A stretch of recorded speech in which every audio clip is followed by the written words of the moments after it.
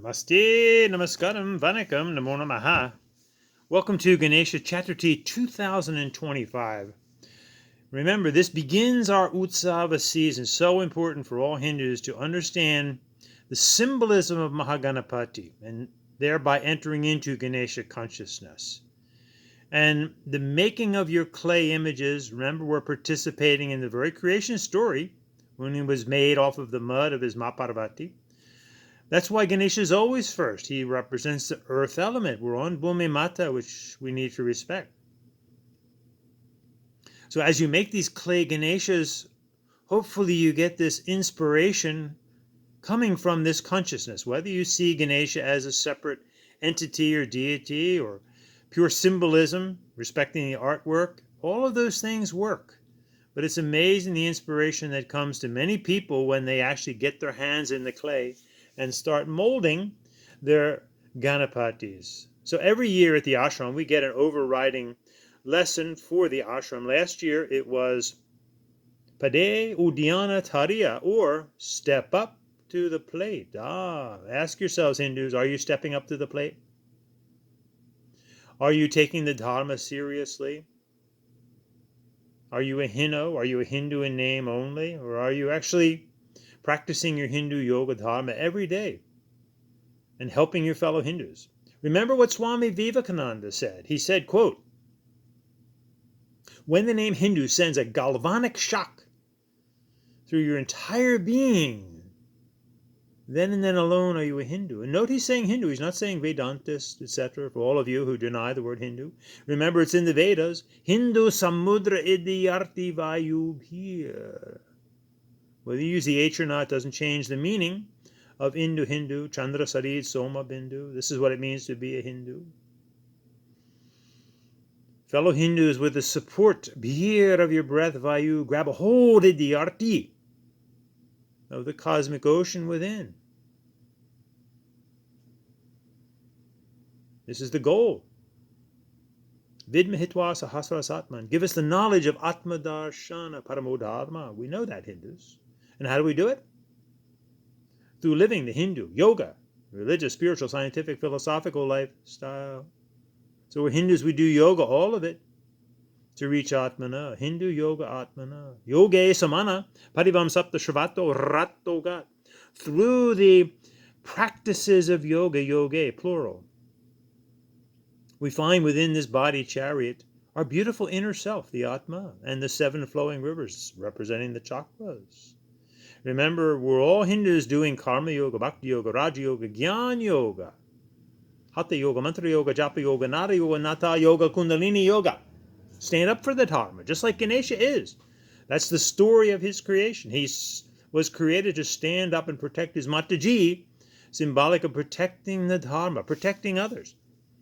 And remember, humans and fellow Hindus, that when you stand up for principles, you will not always win. Sometimes you lose, and you lose big, but often we learn from these losses. So Ganesha lost his head. But what happened? He got the elephant head, and forever he's known as the one of the most popular deities, devatas, within Hinduism. And another important lesson, who cut off his head? It was his father, his guru, Mahadev Shiva.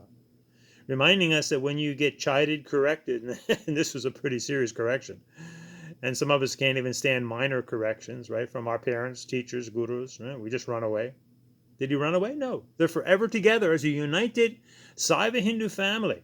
Ganapati, Muruga, Shiva, Parvati.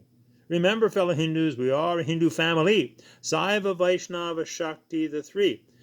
So, step up to the plate and go back over our video from last year when we likened the Dharma to playing the American game of baseball. Very interesting.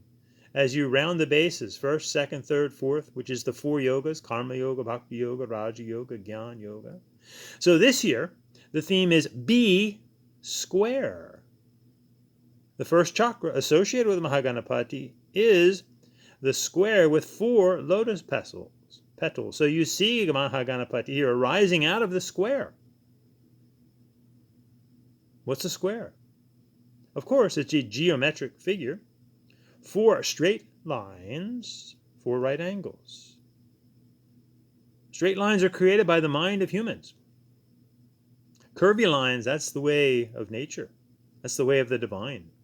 But we create straight lines, we create numerals, etc. And this is how we build buildings. This is how we construct our world and all of the institutions within this world. And they're all human constructs, whether it's physicians, medicine, education, politics, law enforcement, religion. They're all human constructs, of course, however inspired. And they're institutions that help us get through life. And also, they should be things that we enjoy doing. Find something creative and important to do in your life to make your life fulfilled. So, first things first, the wisdom of Mahaganapati here showing, yes, have a strong foundation in your life. Everyone in the building industry knows the importance of a square, solid foundation. If the foundation is square or true or aligned, everything else will fit. If it's not, nothing else will fit. So the wisdom of the four. Think of when we walk in a diagonal flow. 1, 2, 3, 4.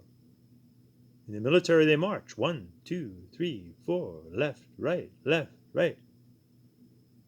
Pade, pade, pade, pade. P-A-D-E, 4 letters. Pade, pade. Step by step by step by step. Follow the Dharma. Just like Ganesha symbolically represents to all of us. Follow the Dharma. Protect the Dharma. Pade, pade. Follow the elephant. Pade, pade. Be blessed by the elephant. That's why Ganesha is called the remover of obstacles. We need to remove the obstacles first before we can really proceed down the many paths of life. So we have to walk the walk. Again, W-A-L-K, walk the walk. Before we talk the talk. Don't be fooled by this spurious modern yoga movement that in 200 hours people become professional yogis. Come on. They haven't walked the walk, and yet they're talking the talk. But it's shallow talk. It's superficial talk. And of course, remember, ultimately, Mauna Vakya Parabrahman. But we walk the walk. Then, when necessary, we talk the talk. Pade, pade. The wisdom of 4. We have a body, a mind, emotions, and an Atmana. In English, body, mind, emotions, and soul. In Sanskrit, never confuse generalities with specifics. When we use Sanskrit, we're talking specifically, by definition, about the Hindu religion. Sanskrit is the ancient Arya or noble language of the Hindus. It's a religious language. So to us, it's Deha, Mana, Bhavaha, Atmana. Body, mind, emotion, soul.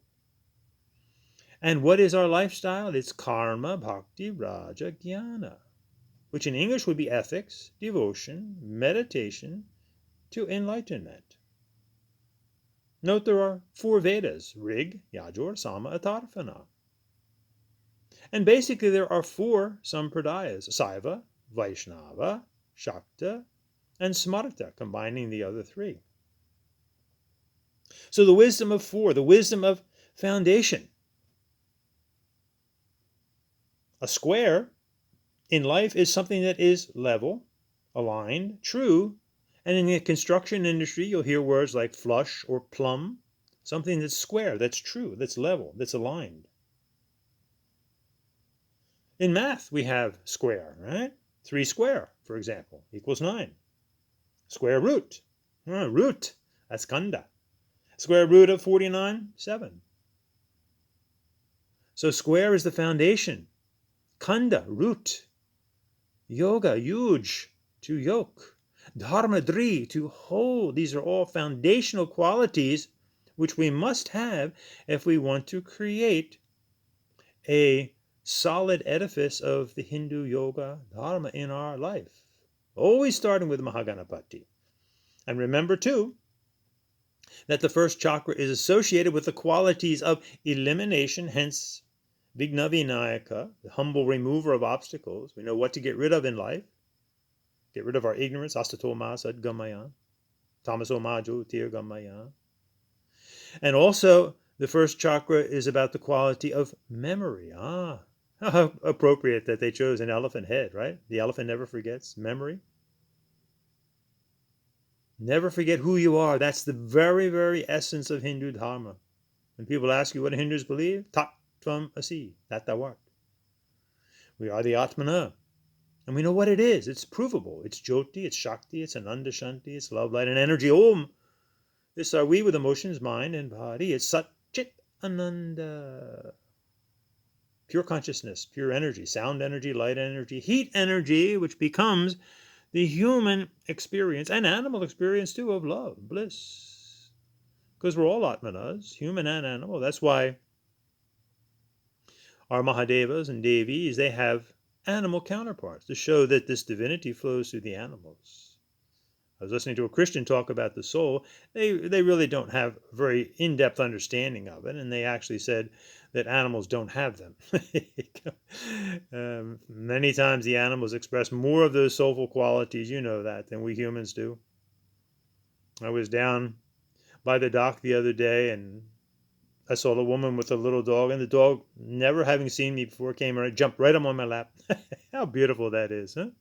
So innocent, so loving. So soulful, so Atma is our proper word.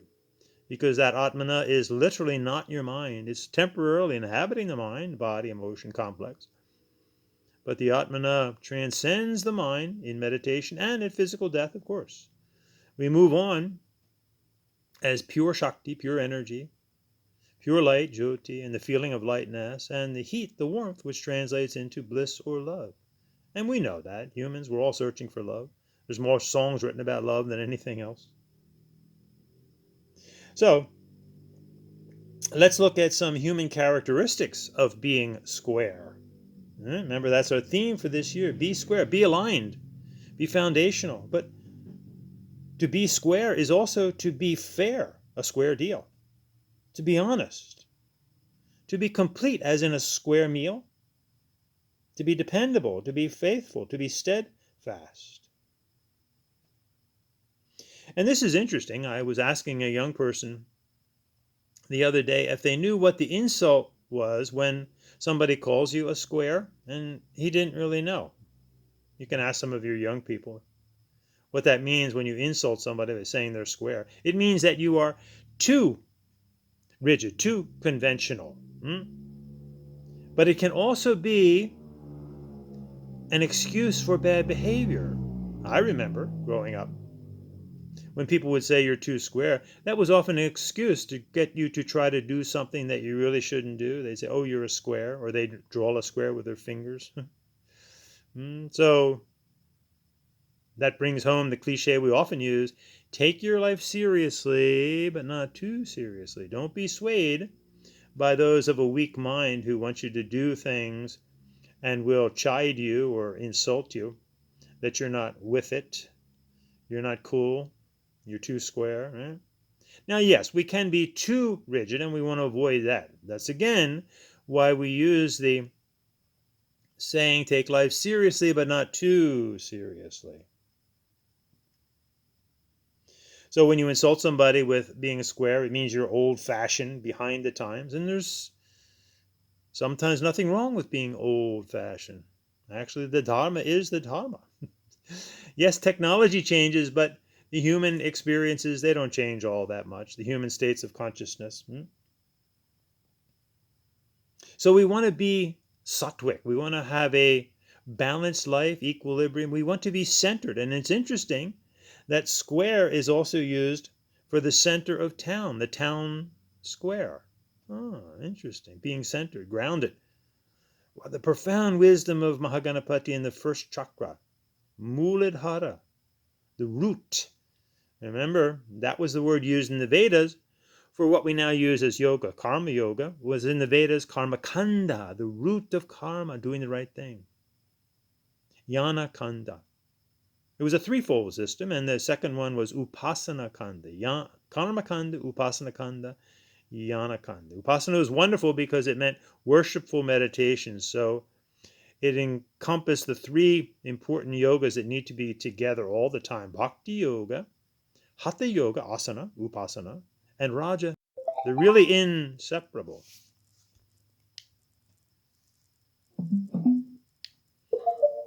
So now let's look at being square, and we'll make an acronym, which we'll make an acronym out of square. Remember, it's spelt. Sorry, I want to make sure the volume is correct here.